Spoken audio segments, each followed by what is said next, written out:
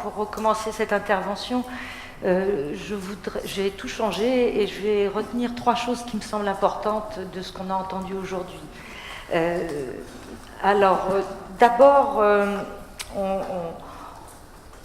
Michel Graff a commencé la journée en disant qu'en tant que directeur, il était intendant pour ces journées de congrès. C'est également mon cas tous les ans. Et puis aussi qu'il avait des idées, puis ensuite qu'il faisait le faire aux autres. C'est également mon cas quelquefois. C'est pourquoi j'ai pensé juste et plus intéressant que nous venions à deux. Moi pour les idées et le concept et le contexte de cette aventure, et puis Nicolas Beaujard qui est responsable du service prévention et formation pour sa mise en œuvre, puisque c'est lui qui se coltine la réalité et avec qui nous travaillons très souvent. Je voudrais dire aussi que ces journées depuis ce matin étaient extrêmement riches, que j'ai appris beaucoup de choses, et que je crois que venir en Suisse pour moi, au titre de mon intérêt intellectuel et de mon capital professionnel, ça va vraiment être une banque, et que je vais partir, je crois, avec un compte en Suisse, même si je ne suis pas ministre. Enfin, je voudrais dire que si M. Kunsch a commencé la journée par parler de la capacité de travailler la régulation avec les adolescents, et la France était en dernière position, nous le sommes aussi, et en plus on va vous parler d'un projet qui commence et qui ne marche pas encore. Ça va vous changer un peu peut-être de toute cette réussite. Et pour finir, parce que vous avez beaucoup écouté, beaucoup lu, et nous aussi, mais vraiment de manière très agréable et très intéressante, notre présentation à nous n'a presque pas d'écrit. Donc ça tombait bien. Par contre, je voudrais quand même donner quelques éléments. Pourquoi, il ne faut pas évidemment généraliser, mais pourquoi cette question de relation avec l'adolescent peut être différente dans un pays ou dans un autre, et pourquoi en France, peut-être le conflit est une forme de passage à l'âge adulte que nous ne savons pas encore travailler avec plus de douceur. Je pourrais vous dire que ça vient de 1789 et que nous avons quelque chose de culturel et de sociétal marqué dans cette incapacité à transformer les choses sans un moment révolutionnaire.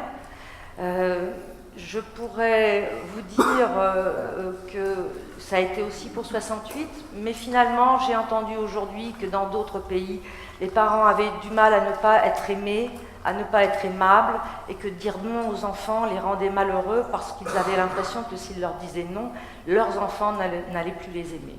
Donc, je ne suis pas sûre que cette hypothèse soit tout à fait scientifique. Par contre, ce que je crois, il y a quelqu'un qui l'a dit ce matin dans la salle, c'est que ce tiers qui est les conditions sociétales, la société dans laquelle nous vivons, la culture, ce qui a marqué notre histoire, doit être absolument intégré à la manière dont nous travaillons. Effectivement, le programme américain ne peut pas être tout à fait utilisé de la même manière en Irlande, mais cette transversalité ou cette recherche de transversalité, je suis sûre que ce sera pour nous énorme.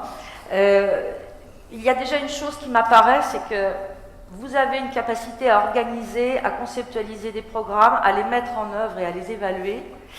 Chez nous, en France, là encore, je ne ferai pas de généralité et ça n'est pas une parole scientifique, mais tout de même, j'ai l'impression qu'on a plus l'habitude de faire, de tenter, d'expérimenter, d'être un peu brouillon, et puis au bout d'un moment, on s'aperçoit qu'on est 20, 30 à le faire, et que là, on a peut-être quelque chose à partager en commun, à capitaliser, à avoir des savoir-faire.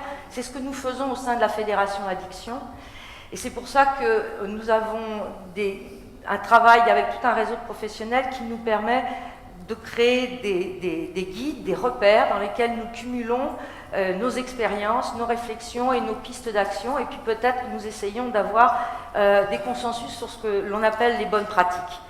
Je voudrais dire un tout petit mot de ce guide famille et entourage. Pourquoi ? Parce que c'est dans ce guide que l'organisation de Suisse Addiction a vu notre projet Préf Parents, qui venait tout juste d'être lancé, et que nous sommes très attachés à ce travail collectif et à cette intelligence collective que nous partageons au sein de la Fédération Addiction. Nous en avons quelques-uns, et puis vous pourrez de toute façon le télécharger librement sur le site de la Fédération Addiction, ce qui vous donnera peut-être quelques exemples de ce qui se passe en France et comment nous pourrions faire réseau, comme le disait tout à l'heure Irène. Pour transformer nos pratiques et les adapter, il faut déjà concevoir que le monde a changé, que nous avons changé, et puis il faut avoir une petite lecture du contexte. Oui, c'est vrai, nous avons du mal à toucher les parents.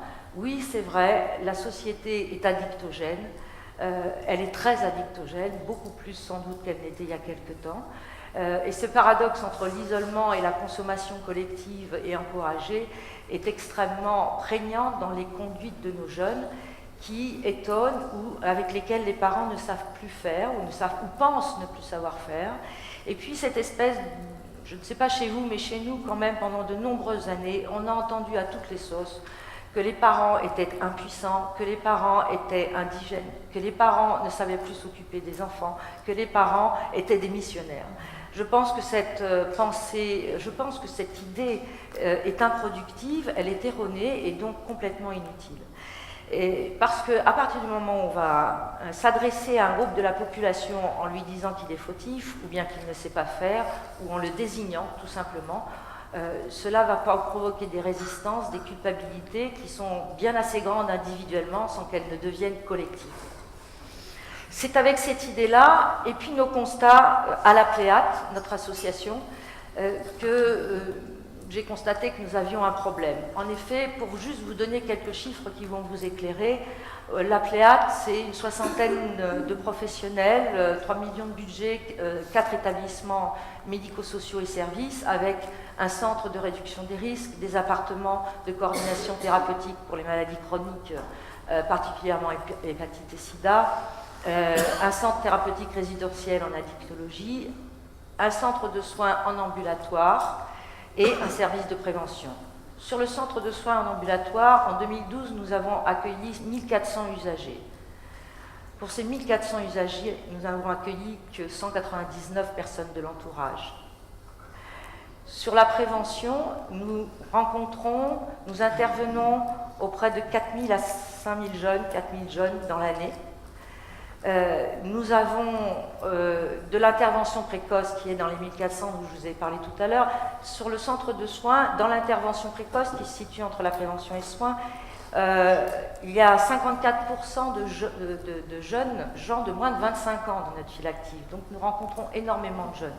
Nous en rencontrons 4000 en prévention. Nous formons 150 professionnels en moyenne à l'année pour être acteurs de première ligne, c'est-à-dire être en capacité d'avoir une première évaluation, de faire un premier entretien motivationnel, d'orienter vers le soin quand c'est nécessaire. Et pourtant, nous ne voyons que dans nos actions de prévention ou des actions d'aller vers les parents, moins de 100 personnes à l'année. On a un problème. On a un problème. Bon, à part dire que ça ne les intéresse pas, ce qui n'est pas vrai, à part dire qu'ils sont feignants, ce qui n'est pas vrai, qu'est-ce qu'on peut en conclure? Que nos méthodes et notre façon de travailler ne correspondent plus. Que quand on rentre chez soi après des heures de travail, des heures de boulot, ça a été dit très bien par notre collègue irlandais, ressortir pour aller à une conférence, c'est... Voilà, on n'a plus très envie. Si en plus, quand on va à cette conférence, on a l'impression qu'on est en train de dire aux autres qu'on a des problèmes avec ses enfants, qu'on est mauvais parents, ou qu'on n'y connaît rien, c'est encore plus difficile. Et si en plus on a vraiment des problèmes avec ses enfants, alors là, ça devient impossible. Ça devient vraiment très difficile. Donc on s'est dit, comment aller vers, comment les toucher? J'ai entendu que nombre de familles françaises avaient chez eux un ordinateur. Aller tous les soirs, une demi-heure, une heure et demie sur Internet.